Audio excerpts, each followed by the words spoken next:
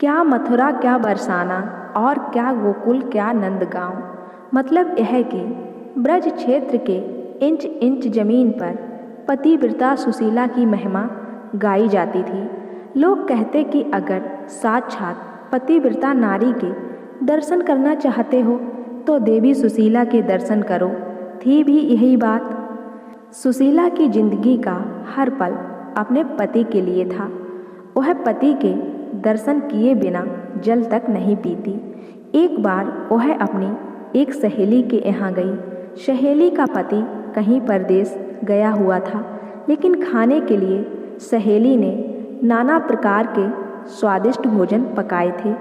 सुशीला यह देखकर हक्की बक्की रह गई। वह तो पति की अनुपस्थिति में एक बूंद तक ग्रहण करने की बात नहीं सोच सकती थी, इसलिए उससे रहा नहीं गया। वह बोली, बहन तुम कैसी स्त्री हो, तुम्हारे पति तो परदेश में हैं और तुमने अपने लिए इतने तरह के व्यंजन पकाए हैं। भला एक पतिव्रता के लिए यह सब शोभा देता है। सच्ची पतिव्रता तो वह है जो पति को देखे बिना जल तक ना पिए। सुशीला की सहेली बड़े मुंहफट स्वभाव की थी, दिल की भी बड़ी साफ थी। बोली, बहन सुशीला, यह सब ढकोसलेबाजी मुझसे नहीं चलती। अगर मैं अपने पति के बाहर होने पर भी अच्छा खाना खाती हूँ तो इसका मतलब यह तो नहीं होता कि मैं उन्हें नहीं चाहती।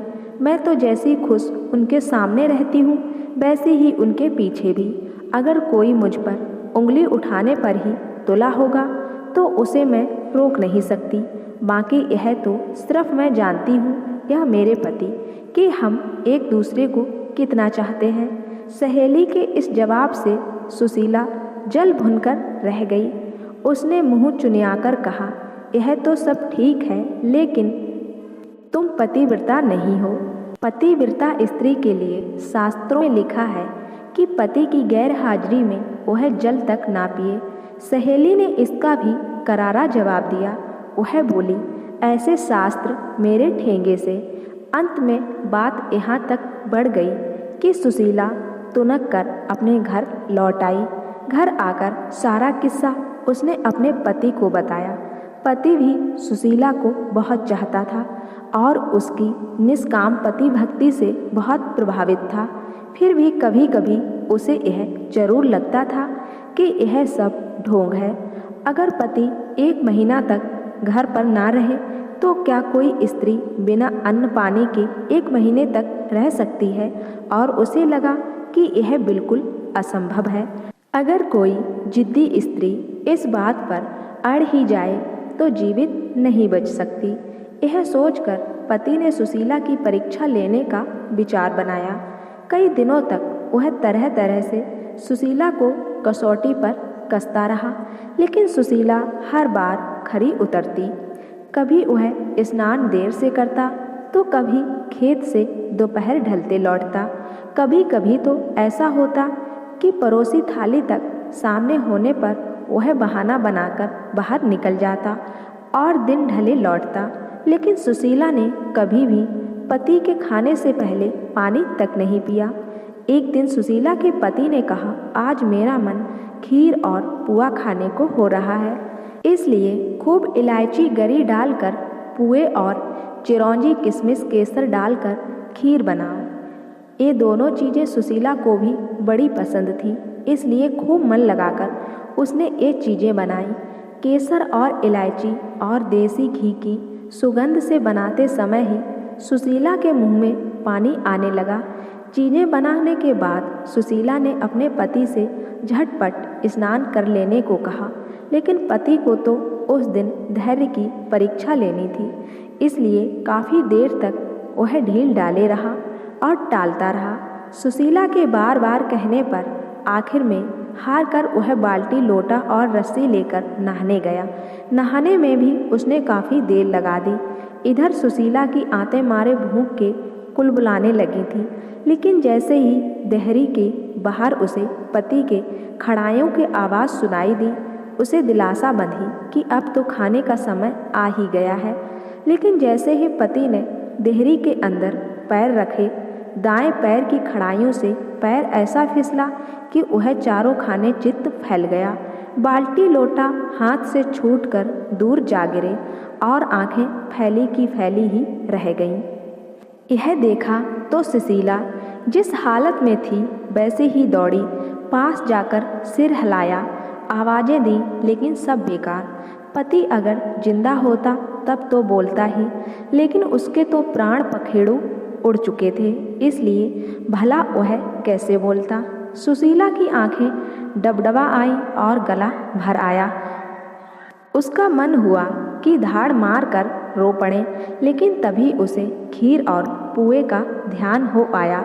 उसने सोचा कि पति अब मर ही गए हैं, रोने से जी तो पाएंगे नहीं।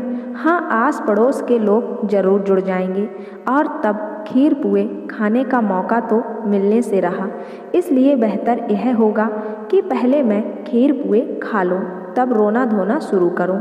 यह सोचकर वह चुपचाप गई और जल्दी जल्दी खीर उड़ाने लगी। पुए अगले दिन के लिए रख लिए, क्योंकि उनके खराब होने का डर नहीं था। असलियत यह थी कि पति मरा ही नहीं था, बल्कि मरने का नाटक किए पड़ा था, इसलिए अपनी पत्नी की यह सारी हरकतें वह देखता रहा। जब सुशीला खीर खूब जी भरकर खा चुकी तो झटपट मुंह धोया और लंबा सा घूंघट निकालकर पति के पास गई और सीने से चिपट कर रोने लगी। रोने के साथ साथ वह यह भी कहती जाती थी, तुम तो चले परधाम को, हम हूँ सु कौछे बौखे। उसका पति कुछ देर तक तो उसके नकली प्रेम और दुख को सहन करता रहा, लेकिन अंत में उससे रहा नहीं गया और जैसे ही सुशीला ने अपना जुमला खत्म किया, वैसे ही उसके पति उससे मिलता हुआ जुमला एक जड़ दिया। पति का जुमला इस प्रकार था, खीर सपोड़ा करी तो पुअन को तो चखू। अब तो सुशीला की ऐसी हालत हो गई कि काटो तो खून न निकले। उसे क्या पता था कि उसका पति नाटक किए पड़ा है और उसकी परीक्षा ले रहा है। मन ही मन वह रह रहकर अपने आप को कोसती रही कि यह क्या किया, क्यों जमान पर न काबू रखकर बुद्धि से काम लिया। और उसके बाद फिर कभी किसी ने सुशीला के मुंह से अपने पति धर्म की तारीफ नहीं सुनी। पहले जैसे डींगे हाँकना अब सुशीला ने बंद कर दिया था। तो दोस्तों, कलयुग की पतिव्रता नारी की कहानी आपको कैसी लगी हमें कमेंट करके ज़रूर बताएं, और कहानी अच्छी लगी हो तो मेरे चैनल को सब्सक्राइब ज़रूर कर लेना, साथ ही बेल आइकन को प्रेस करके ऑल पे क्लिक कर देना, जो ऐसी ही मज़ेदार कहानियाँ आपको मिलती रहें, और वीडियो को भी लाइक शेयर ज़रूर कर देना।